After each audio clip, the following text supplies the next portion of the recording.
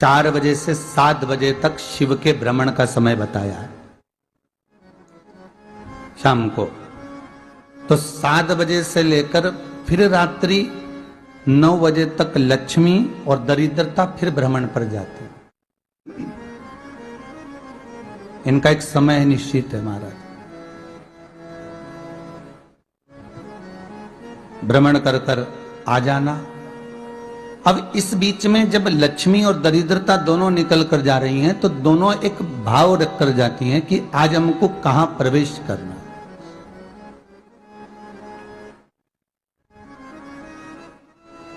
आज हमें किस जगह पर प्रवेश करना है, आज हमें कहां पहुंचना है, आज हमें किस जगह जाना है।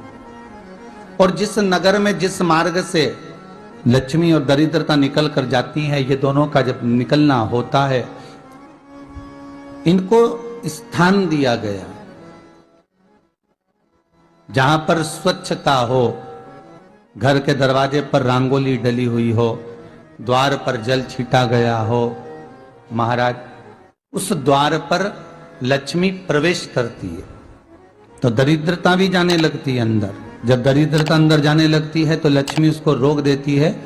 पहले मैं देखकर आती हूं कि तेरे लिए स्थान है कि नहीं, तू यहां रुक।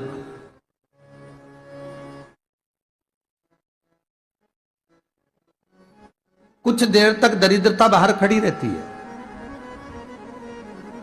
और लक्ष्मी जी की बड़ी बहन जब दरिद्रता बार बार अंदर जाने का प्रयास करती है तो लक्ष्मी जी कहती हैं, जी तू इतनी बड़ी होकर तुझे मालूम है तू तेरा सम्मान होना चाहिए, आदर होना चाहिए, और तू अंदर चली जाए और कोई तेरा सम्मान ना करे तो कितना बुरा लगेगा, इसलिए तू बाहर खड़ी रहे। मैं अभी आई। अंदर जाती है और जब लक्ष्मी जी भ्रमण कर लेती हैं, अंदर प्रवेश कर कर आती हैं और प्रवेश कर कर आती हैं तो दरिद्रता पूछती है चले अंदर।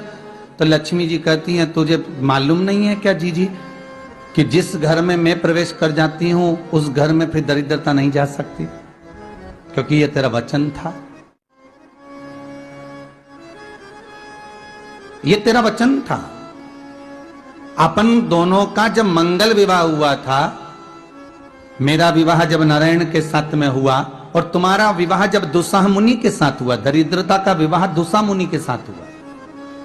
जब अपना दोनों का विवाह हुआ था तो अपन दोनों ने एक वादा करा था कि जिस घर में लक्ष्मी प्रवेश कर जाएगी उस दिन फिर दरिद्रता नहीं जाएगी, और जिस घर में दरिद्रता प्रवेश कर जाएगी उस घर में फिर लक्ष्मी नहीं जाएगी। अब जब मैं अंदर देख कर आ गई हूं तो तू अंदर नहीं जा सकती, अर्थात लक्ष्मी के चरण जिस घर में पड़ गए उस घर में फिर दरिद्रता प्रवेश नहीं कर रही। चलते चलते फिर दरिद्रता ने देखा और लक्ष्मी जी इसको लेकर गई और लक्ष्मी जी ने देखा कि इसके दरवाजे पर जल नहीं छीटा गया, इसके दरवाजे पर ना रंगोली डली है, इसका द्वार साफ नहीं हुआ है, इसके द्वार पर दीप नहीं है, इसके द्वार पर कलश नहीं है, इसके दरवाजे पर ढेर सारा कचरा पड़ा हुआ है, कोई स्वान कोई कुत्ता गंदगी भी कर कर चला गया है, कहीं बिल्ली ने गंदगी कर रखी है, कहीं जीवों ने कुछ गंदा गिरा रखा है। तो फिर लक्ष्मी जी कहती है, जी अब मैं होकर आ गई थी ना, अब तू जा, तू होकर आ। और दरिद्रता प्रवेश करती है तो अंदर जाकर क्या देखती है दरिद्रता कि इतनी सवेरे से मैं घूमने इनके दरवाजे पर आई और ये तो सब चादर तान के चकाचक गुर्राटा भर भर कर सो रहे हैं। तो दरिद्रता कह देती है, तुम्हारा भाग्य ही बेकार है, तुम्हें क्या करूं, तुम ऐसे ही सोते रहो। और दरिद्रता गुस्से में बाहर निकल कर आती है, लक्ष्मी से कहती है, लक्ष्मी तू इसके घर में जाना ही मत ही। तो दरिद्रता को कहती है, जी तेरी बात नहीं मानूंगी क्या मैं? लक्ष्मी जी बोली, मैं तेरी बात नहीं मानूंगी, बिल्कुल नहीं जाऊंगी इसके घर में, तू चिंता मत कर, चल आगे चले। फिर आगे बढ़े। ये लक्ष्मी और दरिद्रता का प्रवेश। आपके घर का द्वार, आपके घर का दरवाजा। फिर निवेदन करूंगा एक बहुत सुंदर बात, हमें महाराष्ट्र से सीखना चाहिए, हमें साउथ से सीखना चाहिए, दक्षिण से। जिस समय पर भक्ति देवी यमुना जी के घाट पर रो रही थी अपने पुत्र ज्ञान और वैराग्य को गोदी में लेकर समय देव ऋषि नारद ने एक प्रश्न किया था कि तुम कहां पर पोषित हुई हो, तुम्हें ऊर्जा कहां से प्राप्त हुई? तो कहा मैं गुजरात से तो चली हूं। और वहां से चलती चलती भक्ति देवी कहती है मैं बहुत दुखी होकर, बूढ़ी होकर, द्रवित होकर, बड़ी दुख में वहां से चलते चलते जब मैं महाराष्ट्र में पहुंची तो मैंने वहां जाकर देखा कि वहां पर लोग हर पल हर घड़ी ब्रह्म मुहूर्त में उठकर स्मरण करते हैं, नाम जाप करते हैं और दरवाजे पर जल छीट कर रंगोली डालते हैं। तो कह रही है कि वहां पर मैं थोड़ी अवस्थावान होने लगी, वहां मुझे अच्छा लगने लगा। फिर जब मैं और आगे पढ़ी, दक्षिण में जब पहुंची, वहां पर जाकर मैंने देखा कि सुबह से उठकर मंगलाचरण, मंगला स्तोत्र और वेदों की ध्वनि होने लगी। वहां पर मैं और आनंदित हो गई। हमें कुछ चीजें महाराष्ट्र से सीखना चाहिए कि वहां रहने वाले जो भगत हैं, वारकरी संप्रदाय के जो भक्त होते हैं, वैष्णव जो धर्म के भक्त होते हैं, उनका नियम है सवेरे के समय घर में पानी है कि नहीं है, पर जब भी वो घर का दरवाजे के बाहर थोड़ा ना थोड़ा पानी तो छींट ही देते हैं। और छींटने के बाद फिर वहां पर अपने यहाँ तो दिवाली पर रंगोली बनती है जी, और वहां पर रोज की रंगोली बन जाती है कि कभी हो सकता है परमात्मा राह भूल कर हमारे घर में प्रवेश कर जाए, इसलिए वहां प्रतिदिन की रंगोली, प्रतिदिन।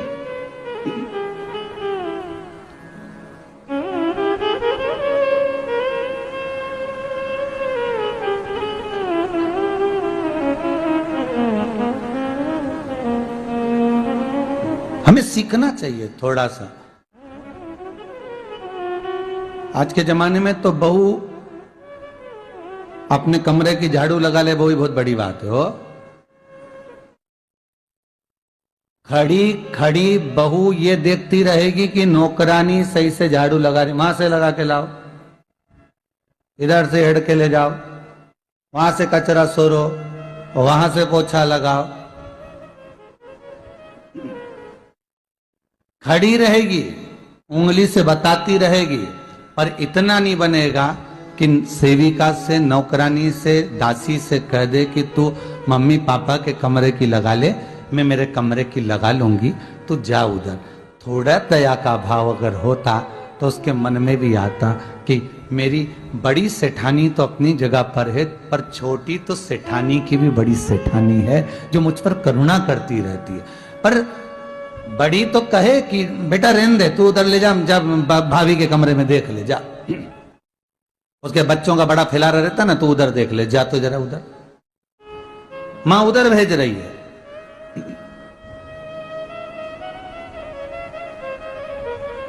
थोड़ा सेवा का भाव हमारे भीतर हो।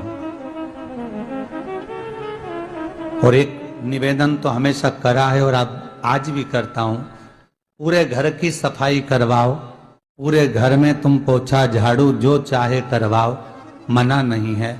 पर एक निवेदन है, रसोई घर के अंदर बहू और बेटी ही जाकर भोजन बनाए तो अन्नपूर्णा सदा कृपा करती है महाराज, बहू और बेटी ही।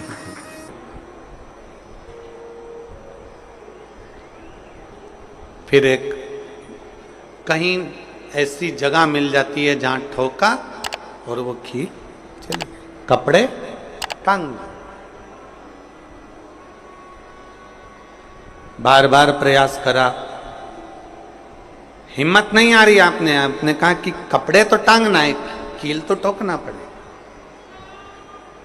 जैसे कील को बार बार ठोका गया, कपड़ा टांगने के लिए एक जगह नहीं लगी, दूसरी जगह नहीं लगी, तीसरी जगह नहीं लगी, चौथी जगह पर प्रयास करते रहे। उसी तरह भगवान शंकर की, लोग कहते हैं कथा एक बार सुन ली, 2 बार सुन ली, 3 बार सुन ली, हम कहते हैं बार बार इस मन रूपी कील को परमात्मा के चरणों में ले जाकर ठोकते रहो, इस मन को भगवान के चरणों में ले जाकर छोड़ते रहो। कथा में इस मन को बार बार ले जाकर ठोकते रहो, एक ना एक दिन ये परमात्मा तक पहुंच ही जाएगी, ये निश्चित। थोड़ा प्रयास आपको करना पड़ेगा, थोड़ी मेहनत आपको करना पड़ेगी। प्रेशर बढ़ा, थोड़ा मेहनत थोड़ा प्रयास आपको करना।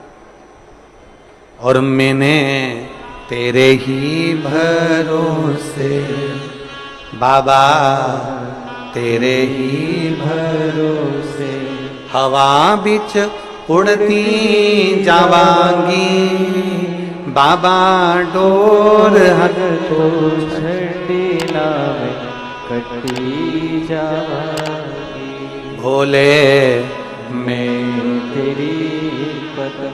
अब मन को लगाते रहो, शिव महापुराण की कथा में चित्त लगाते रहो। टीवी खोलो तो शंकर की कथा ढूंढो, टीवी खोलो तो ये देखो कि आस्था चैनल पर कहां कुबेरेश्वर महादेव आ रहा है, कहां कुबेर भंडारी आ रहा है।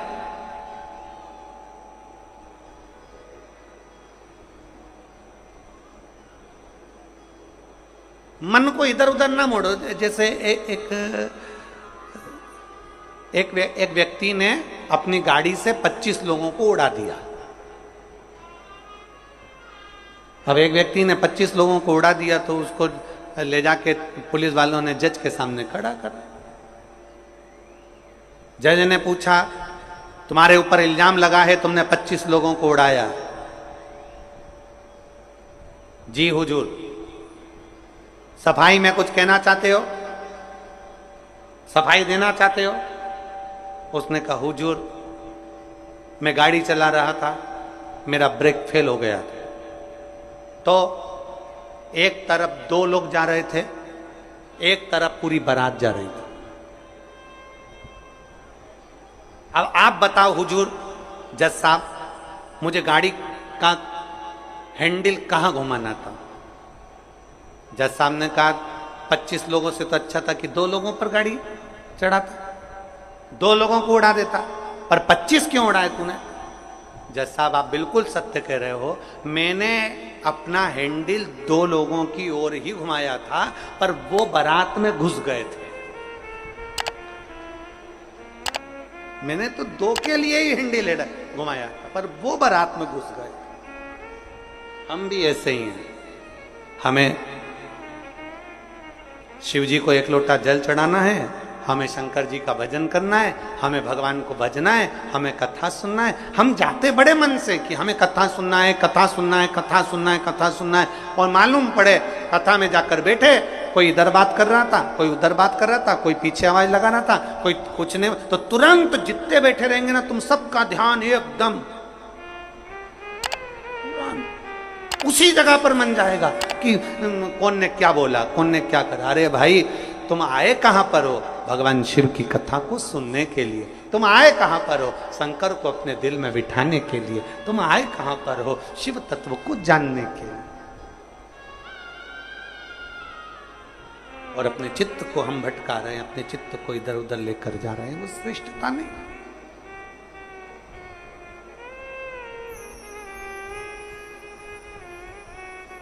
जिस समय पर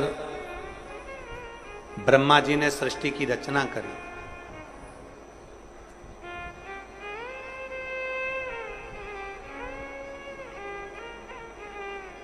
सर्वप्रथम ब्रह्मदेव सृष्टि की रचना करना प्रारंभ करते हैं और देखते हैं कि ये संपूर्ण ब्रह्मांड को मुझे अच्छा बनाना है, प्रबल बनाना है, श्रेष्ठ बनाना है, इसकी रचना करना है, इसका विस्तार करना है।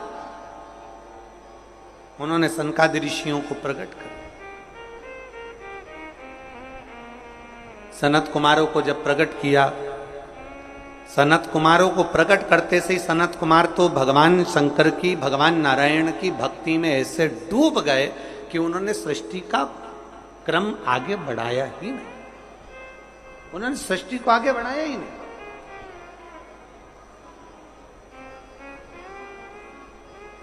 अब ब्रह्मा जी के मन में बड़ा दुख हुआ, ब्रह्मदेव के हृदय में बड़ा दुख हुआ ब्रह्मा जी को।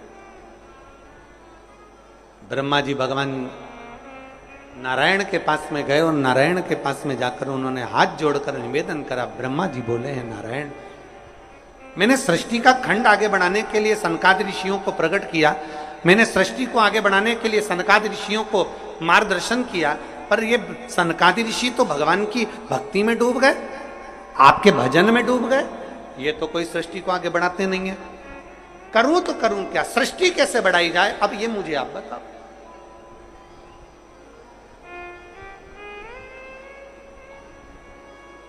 शिव कथा कहती है,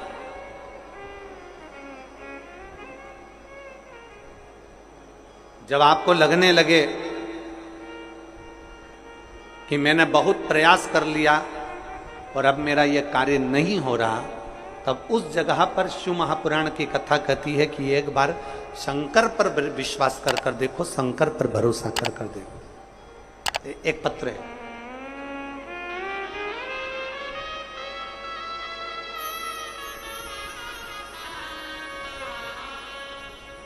मेरा नाम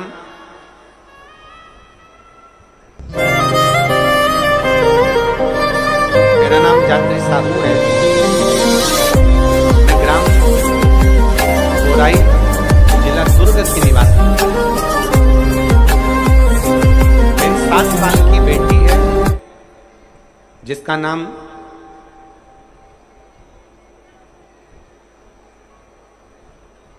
नीला है।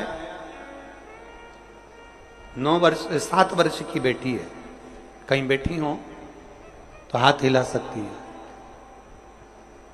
मेरा नाम जात्री साहू है, मैं ग्राम बोराई जिला दुर्ग की निवासी हूं। मेरी 7 साल की बेटी है, कहीं बैठी है, बच्ची आई है साथ में, ले आओ उसको, धीरे धीरे ले आओ, ले आओ उसको, धीरे धीरे लेकर आओ। 7 साल की बेटी है, 9 फरवरी को स्कूल से आई और अचानक वो बात कर रही थी तो तुतलाने लगी। तुतलाते तुतलाते उसकी आवाज चली गई, गिर गई, कमर, पैर, हाथ कुछ काम नहीं कर रहा था। बाद में उसने आंखों को भी बंद कर लिया, सुनने की शक्ति भी चली गई। गुरुदेव, हम तुरंत उसको लेकर डॉक्टर के पास भागे। जब डॉक्टर के पास गए तो डॉक्टर ने जब जांचें करना प्रारंभ करा और जांच करते करते करते करते मालूम पड़ा कि इसको एक बीमारी हो गई है जो 2 लाख बच्चों में एक बच्चे में होती है, जिसका नाम GBS है।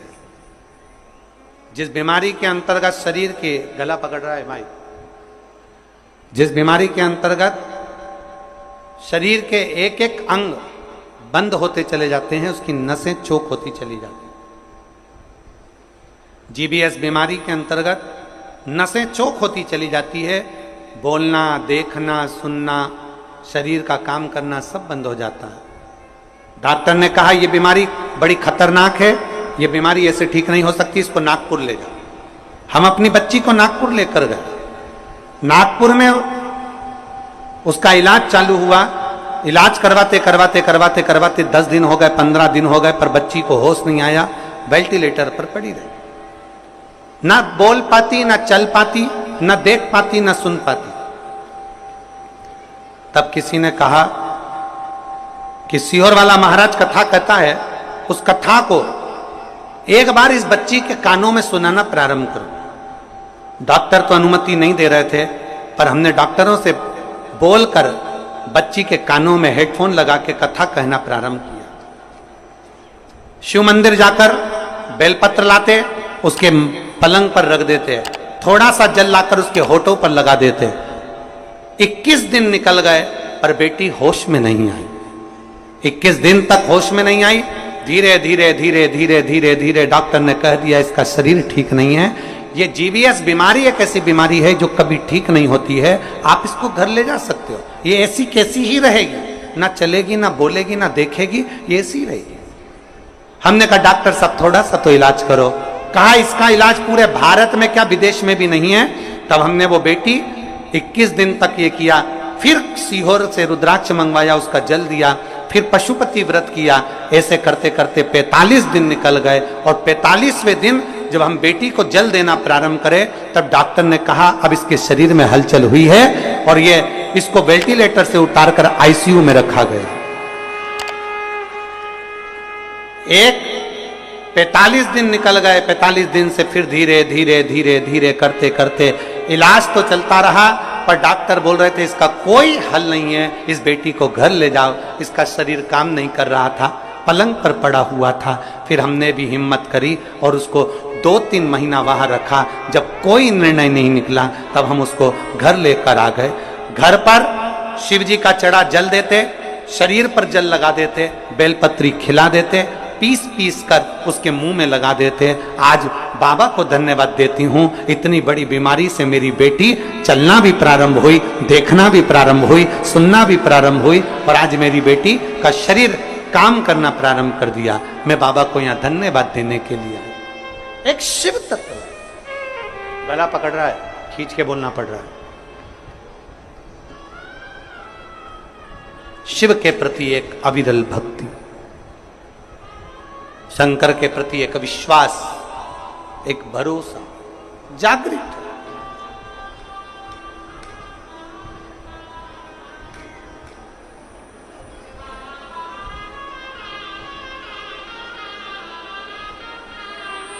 एक लाइन इन्होंने बहुत अच्छी लिखी है, बाबा मेरी बच्ची को और मुझको 4 महीना जो देखना पड़ा, मैं भोलेनाथ से केवल ये प्रार्थना करने के लिए आई हूं कि ऐसा कभी किसी बच्ची को और किसी मां को देखना ना पड़े। बस इतनी कृपा करूं।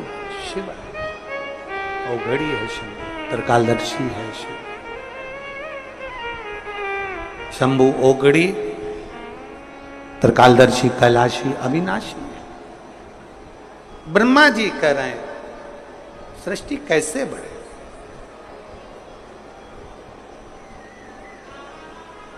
सृष्टि की रचना कैसे हो।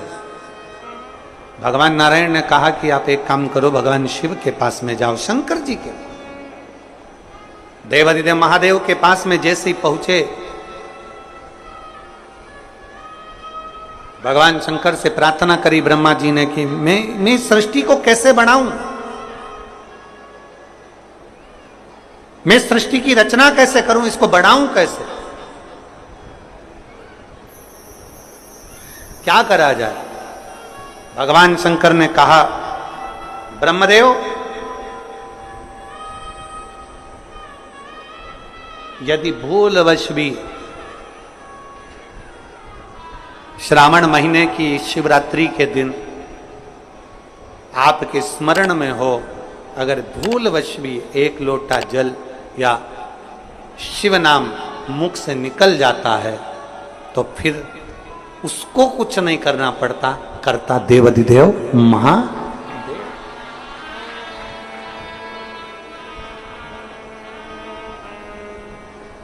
करना केवल महादेव को पड़ता। आप अपने विश्वास को जागृत करिए, जाओ। ब्रह्मा जी ने सावन महीने की शिवरात्रि का इंतजार किया। श्रावण की शिवरात्रि के दिन ब्रह्मदेव ने शिव का स्मरण करा। बाबा की ऐसी कृपा हुई कि सृष्टि की लीला प्रारंभ। हृदय से दक्षादिक को प्रकट किया। माता प्रसूति के गर्भ से सती का जन्म, और वो सती माता को भगवान शिव कुंभज बाबा के आश्रम में लेकर गए हैं। शिव भगवान कुंभज ऋषि के आश्रम में कथा को सुनने के लिए लेकर, अगस्त बाबा के आश्रम में कथा सुनने के लिए गए। कुंभज ऋषि के आश्रम में कथा को श्रवण करने के लिए लेकर,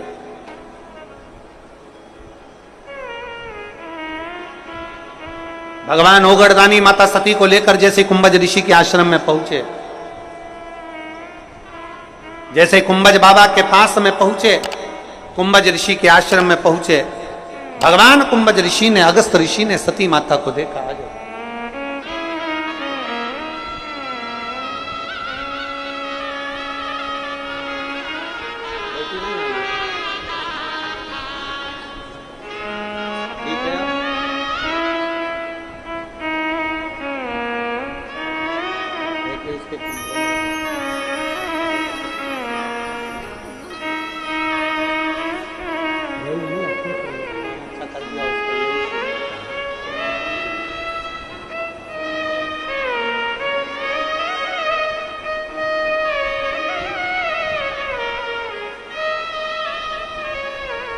अगस्त बाबा के यहां पर पहुंचे हैं भगवान देव। अगस्त ऋषि कथा प्रारंभ हुई। भगवान देवादिदेव महादेव का मन भगवान की कथा में लग गया, पर माता सती का मन नहीं लग पाया।